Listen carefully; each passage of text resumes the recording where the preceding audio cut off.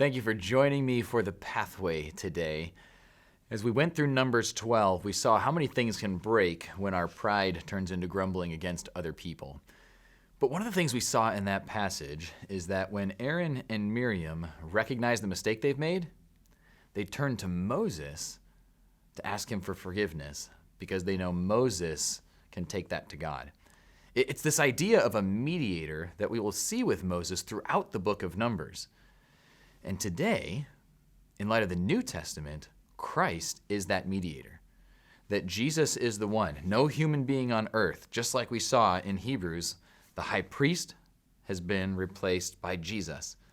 The prophet, like Moses, has been replaced by Jesus. The king, like David, has been replaced by Jesus. He is the perfect prophet, priest, and king, and the mediator for us to God. That when we come to Jesus for forgiveness, he goes before God the Father on our behalf.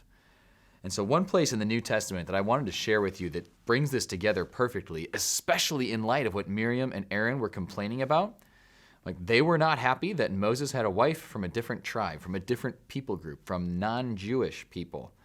Well, in the New Testament, Paul is writing a letter to a city called Ephesus who's dealing with the exact same issue. They have Jews, they have Gentiles, and how can we all belong in the same faith? And his answer is Jesus.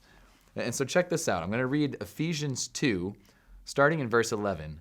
He says, "Therefore remember that you, once Gentiles in the flesh, who are called uncircumcision by what is called circumcision, made in the flesh by hands, that at that time you were without Christ, being aliens from the commonwealth of Israel, and strangers from the covenants of promise, having no hope and without God in the world."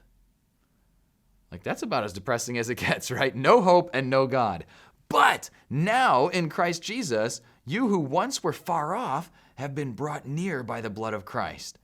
And then I love this line in Ephesians 2:14, "For he himself is our peace, who has made both one." Both people groups, Jew and Gentile, all the same in Jesus Christ, who has made both one and has broken down the middle wall of separation. And a couple lines later, he says that he is the one who came and preached peace to you who were far off and to those who were near. For through him we both have access by one Spirit to the Father.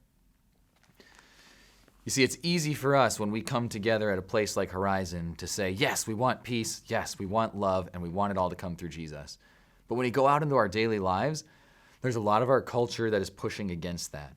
And so I'd encourage you this week, because of what Jesus has done for you, the peace that he has given you not only with God, but through him with other people, can be an encouragement to us, instead of defending myself, to humble myself around other people, to seek peace with them, and to lead with love.